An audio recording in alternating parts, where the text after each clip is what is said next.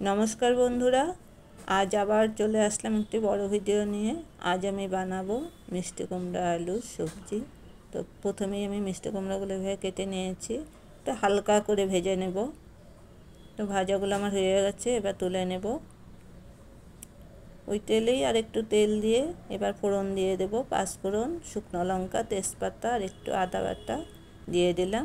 এবার জিরে, লঙ্কার গুঁড়ো, ধনের গুঁড়ো দিয়ে দিলাম, হলুদ, কাঁচা লঙ্কা দিয়ে দিলাম। এবার আমি নারকেল কোড়া দিয়ে দিচ্ছি আর ছোলা দিয়ে দিচ্ছি।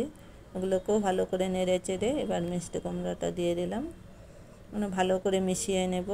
স্বাদ মতো নুন দিয়ে দিলাম। এবার একটু মিষ্টি দিয়ে দিলাম, নিরামিষ সবজিতে মিষ্টিটা ভালো লাগে। ভাজাটা হয়ে গেছে, এবার একটু জল দিয়ে দিলাম। বেশি জল দেবো না, এটা মাখো মাখো হয়। এটা ভাত, রুটি, পরোটার সাথে ভালো লাগে। Thanks for watching.